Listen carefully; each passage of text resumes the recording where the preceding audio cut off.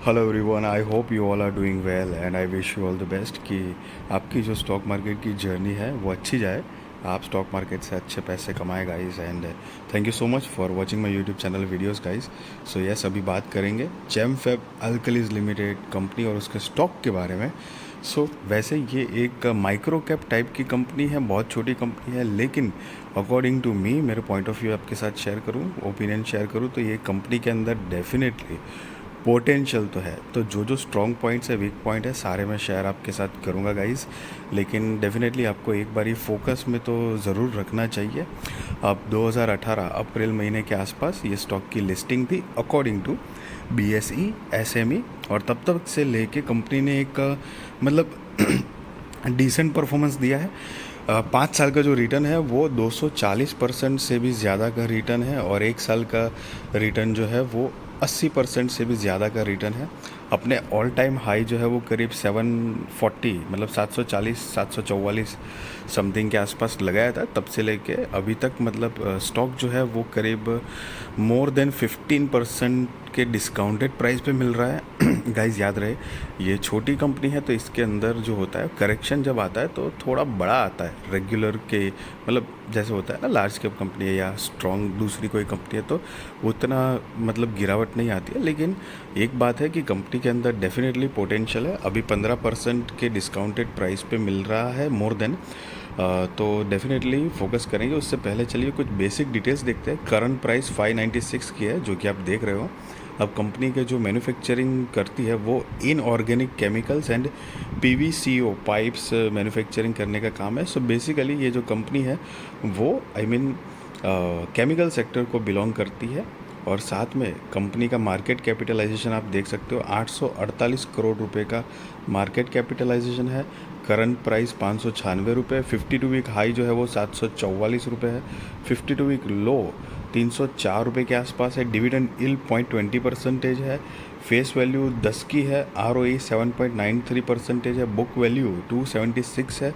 Stock का P 28.3 है। ROC 11.2 है गाइस। और अब अगर आपको दिखाऊं कि केमिकल सेक्टर से बिलोंग करती है, so you can check it out कि ये पीयर कंपैरिजन में जिसमें पीडीलाइट सेक्टर लीडर है और केमिकल सेक्टर बिलोंग करता है, केमिकल इंडस्ट्री स्टॉक को बिलोंग करती है। अगर कंपनी की मतलब क्वार्टर ऑन क्वार्टर फाइनेंशियल्स देखें तो मार्च 2024 में कंपनी ने 82 करोड़ 30 लाख रुपए के आसपास का रेवेन्यू जनरेट किया था, जो कि लास्ट क्वार्टर में 86 करोड़ 33 लाख रुपए के आसपास का रेवेन्यू जनरेट किया था। थोड़ा सा कम है बट नेवरदलेस मतलब क्वार्टर ऑन क्वार्टर बेसिस पे डिसेंट है। सब कुछ काट कूट के मतलब कंपनी का अगर नेट प्रॉफिट देखें तो नेट प्रॉफिट जो है वो 6 करोड़ 56 लाख रुपए के आसपास है, जो कि लास्ट क्वार्टर में 8.16 करोड़ रुपए के आसपास का कंपनी ने प्रॉफिट जनरेट किया था। अब बेसिकली मेजरली मैं ये प्रीफर करता हूँ, क्वार्टर ऑन क्वार्टर भी डेफिनेटली मैं दिखता हूँ, लेकिन ईयर ऑन ईयर बेसिस का जो होता है वो एक बहुत स्ट्रॉन्ग आइडिया आपको देता है गाइज। अब मार्च 2024 में कंपनी के ईयर ऑन ईयर बेसिस पे 327 करोड़ का कंपनी ने सेल जनरेट किया हुआ है, जो कि पिछले साल 331 करोड़ का था।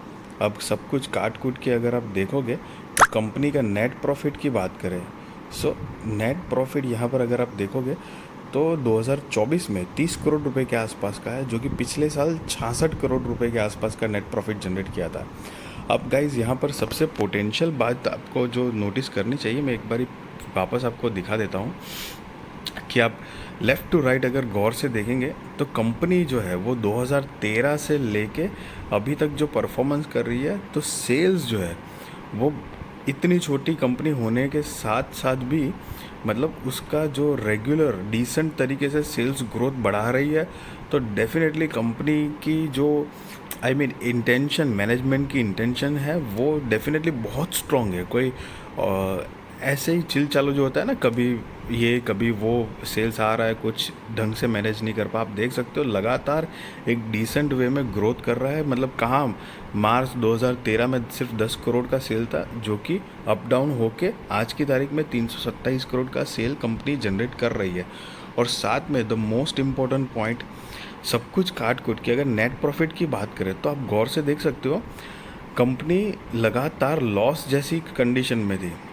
तो वहाँ से कंपनी ने प्रॉफिट जनरेट स्टार्ट किया है और सस्टेनिंग मोड में है। बीच में ये जो मतलब 23, 22, 21 में कंपनी ने नेगेटिव मतलब 8 करोड़ का जो लॉस किया था, बट उसके बाद वापस स्ट्रांगली कम बैक किया हुआ है। यस डेफिनेटली, एक साल पहले का अगर आप नेट प्रॉफिट देखेंगे तो उसके कंपेयर में कम है, बट जिस तरह से ओवरऑल आप देखोगे माइक्रो कैप के हिसाब से कंपनी को इतने कॉम्पिटिटिव मार्केट में देखो बिजनेस मिलना बहुत कठिन हो जाता है। और वो सारी कंडीशंस मेज़र करेंगे तो उसके अकॉर्डिंग कंपनी ने अपने सेल्स, नेट प्रॉफिट और एक बहुत ही स्ट्रॉन्ग स्टैंड आउट किया हुआ है गाइस।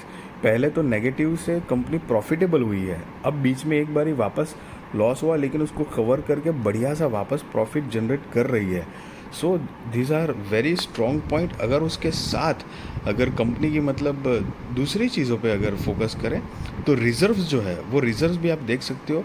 मार्च 2013 में 6 करोड़ का नेगेटिव कंपनी के पास रिजर्व्स एंड सरप्लस थे, जो कि बढ़ते बढ़ते आज मार्च 2024 में 379 करोड़ का पॉजिटिव रिजर्व्स है गाइस। तो वो भी एक प्लस पॉइंट है। साथ में बोरिंग्स अगर देखेंगे तो अभी 20 करोड़ की कंपनी के ऊपर बोरिंग्स है गाइस, जो कि पिछले साल अगर देखेंगे तो पिछले साल सिर्फ 2 करोड़ की बोरिंग्स थी, तो थोड़ी सी बोरिंग्स बढ़ी हुई है।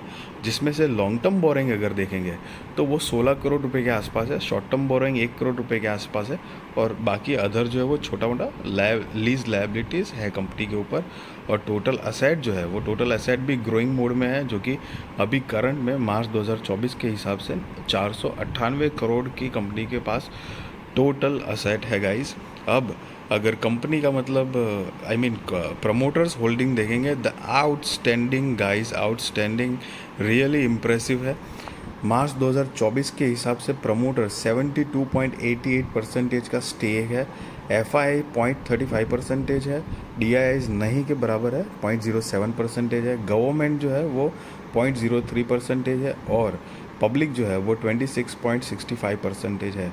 अब गाइस मैं आपको यहाँ पर नोट कराना चाहूँगा कि इतनी छोटी कंपनी, क्योंकि आप आई मीन 2018 से जब से लिस्टिंग हुई है तब तो और छोटा मार्केट कैपिटलाइजेशन था, तब से ग्रो किया है कंपनी ने, और trusted and one of the strongest point की प्रमोटर्स जो है वो प्रमोटर्स की मतलब जो हिस्सेदारी है वो काफ़ी स्ट्रॉन्ग है। आप देख सकते हो जून 2021 में प्रमोटर 73.70% के आसपास थे, अभी जो है वो 72.88% के आसपास है। थोड़ा सा स्टेक ज़रूर डाइल्यूट किया हुआ है, बट एक स्ट्रॉन्ग इंटरेस्टिंग पॉइंट देखेंगे तो FIIs तो थे ही नहीं, DIIs 0.09% थे, वो तब भी नहीं के बराबर थे, आज भी नहीं के बराबर है, लेकिन FII स्लोली इसके अंदर ग्रेजुअली अपना स्टेक बढ़ा रहे हैं, जो कि 0 से 0.35% हो चुका है। And guys see I mean generally आपने देखा होगा कि FIIs DIIs जो होते हैं वो इतनी छोटी कंपनी के अंदर ना आप मिलते हैं, लेकिन इस तरह से ट्रस्ट करके, जिस तरह से मतलब उनकी स्टेक बढ़ रही है, जिस तरह से चीज़ें हो रही है, वो वाकई में स्ट्रॉन्ग पॉइंट दिखाता है। और सबसे बड़ी बात है कि जब भी कंपनी मतलब इतने छोटे मोड पे होती है तो प्रमोटर्स जो है ना, वो प्रमोटर्स की जो होल्डिंग है वो काफ़ी मायने रखती है, और यहाँ पर ये स्ट्रॉन्ग पॉइंट बहुत प्रूफ करे, कम से कम अभी तक का तो यही है। सी गाइस मैं गलत भी साबित हो सकता हूँ, ऐसी कोई बात नहीं है, बट जो डेटा दिखा रहा है वो डेफिनेटली स्ट्रॉन्ग डेटा दिखा रहा है। और जिस तरह से प्रमोटर्स और कंपनी का बिजनेस जो है, रेवेन्यू जिस तरह से बढ़ी है, कंपनी ओवरऑल जो है वो लॉस मेकिंग से प्रॉफिट में आई है और लगातार प्रॉफिट जनरेट कर रही है, और साथ में सस्टेनेबल एबिलिटी के साथ है। और आप पिछले कुछ टाइम से देख रहे होंगे कि केमिकल सेक्टर जो है ओवरऑल वो भी थोड़ा डाउन ट्रेंड मतलब कंसोलिडेट टाइप के मोड में चल रहा है। मतलब आप देखते होंगे कि केमिकल स्टॉक्स जो है ना वो अभी पिछले कुछ साल भर से या थोड़े से टाइम से इतना खास परफॉर्मेंस नहीं दे रहे हैं। सो वो भी एक चीज़ है गाइस, और डेफिनेटली फोकस रखना चाहिए ये स्टॉक के ऊपर। पोटेंशियल है, प्रमोटर्स की होल्डिंग बहुत बढ़िया है, सेल्स में ग्रोथ है ईयर ऑन ईयर बेसिस पे आप देखेंगे। और नेट प्रॉफिट भी अब मैंने आपको बताया कि लॉस से कंपनी प्रॉफिटेबल साबित हुई है। साथ में कंपनी की फेस वैल्यू भी बहुत बढ़िया है, 10 की है। देखो ऐसी ही कंपनी जब मतलब आज मानो कि 600 के आसपास की प्राइस है, अब ये 600 से जब 6000 हो जाएगा ना, तो उस टाइम पे डेफिनेटली ऐसा सोच मतलब लगेगा कि अरे यार एक बारी उस टाइम पे सोचा होगा। और अगर इतना बढ़िया परफॉर्मेंस देते हैं तो जब स्टॉक स्प्लिट या बोनस जैसी कॉरपोरेट एक्शन होती है और कंपनी भी बढ़िया है, तो बिलीव में गाइस कंपाउंडिंग का जो फ़ायदा होता है वो अनबिलीवेबल ग्रोथ का फ़ायदा होता है। डेफिनेटली गाइस आपको ये स्टॉक के ऊपर फोकस रखना चाहिए। सी मैं मतलब कोई आपको बाय और सेल रिकमेंडेशन नहीं दे रहा हूँ, वो आप अपने रिस्क रिसर्च फाइनेंशियल एडवाइज़र को पूछ कर करना। बट जो जो मतलब मुझे लगता है कि स्ट्रॉन्ग स्टॉक है जहाँ पर लेना चाहिए या अवेयर रहना चाहिए, जो भी है मैं आपके साथ डिस्कस करता हूँ। और जैसा कि हाँ कंपनी बहुत मार्केट कैपिटलाइजेशन के हिसाब से बहुत छोटी है, और जो भी चीज़ है उस हिसाब से कंपनी के अंदर जब भी ऐसे स्टॉक में आई मीन करेक्शन जब आता है तो आराम से समझ लो कि 20-30% का तो आना ही आना है। ऐसे ही एक तरह समझ सकते हो, ज़रूरी नहीं है लेकिन एक आई मीन मार्केट के स्टोरी के हिसाब से वो एक फॉर्मेट बना हुआ है कि इतना करेक्शन आता ही है। अब स्टॉक अप ट्रेंड में है, डाउन ट्रेंड में है, ये सारी चीज़ें भी मैटर करती है बीच में। सो गाइज डेफिनेटली ये स्टॉक जो है वो पोटेंशियल स्टॉक है guys. And the thing is कि आई मीन प्रमोटर्स की होल्डिंग बिजनेस जो है केमिकल सेक्टर्स की जो उनका बिजनेस है रियली अच्छे तरीके से कंपनी काम कर रही है। एंड यस गाइस, वीडियो अच्छी लगी तो ज़रूर लाइक शेयर सब्सक्राइब करिए। आपके सारे कॉन्टैक्ट के साथ भी मेरे वीडियो चैनल शेयर करिए ताकि उनकी भी स्टॉक मार्केट की जर्नी और भी ज़्यादा कॉन्फिडेंट सक्सेसफुल अवेयर हो पाए गाइस। एंड यस मैं आपको ये भी बताना चाहूँगा गाइस कि मैंने पिछले कुछ दिनों पहले मैंने आपको 2 स्टॉक दिए थे। एक मतलब दिए थे इन द सेंस मैंने आपको मतलब फोकस रखने के लिए बताए थे। उसमें से एक था विनाती ऑर्गेनिक्स, एक था KNR कंस्ट्रक्शन, और एक तीसरा भी है जो कि मैं भूल रहा हूँ, अभी याद नहीं आ रहा है। तो हालांकि ये जो स्टॉक है वो सारे के सारे जो है बढ़िया परफॉर्मेंस दिए हुए हैं। विनाती ऑर्गेनिक्स ने भी मतलब जब मैंने वीडियो बनाई थी तब से लेके अभी तक मतलब 10-15% अप हो चुका है। KNR कंस्ट्रक्शन तो मतलब मैंने वीडियो बनाई थी तब से मतलब तुरंत ही बहुत छोटे टाइम पीरियड में ही मतलब करीब आई मीन 30-35% का जंप ले लिया था। और आपको फोकस रखना चाहिए गाइस। अब ऐसे बता के मैं ये नहीं बता रहा हूँ कि आप इसके लिए मतलब बाय कर लो या सेल कर लो, नो।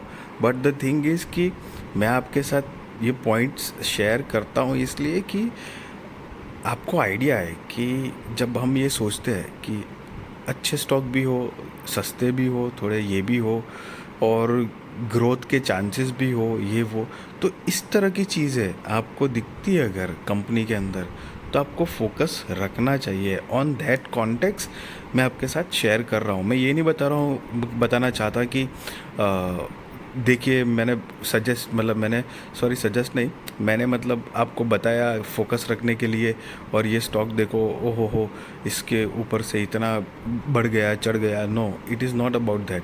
बट जिस चीज़ों को फोकस रखना चाहिए उस तरह से मैं पॉइंट शेयर किए हैं मैंने आपको। So guys, be responsible trader, be responsible investor, value your money guys. And I wish you all the best कि आपकी स्टॉक मार्केट की जर्नी अच्छी जाए, आप मार्केट से अच्छे पैसे कमाएं। वीडियो अच्छी लगी तो ज़रूर लाइक शेयर सब्सक्राइब करिए। Thank you so much guys.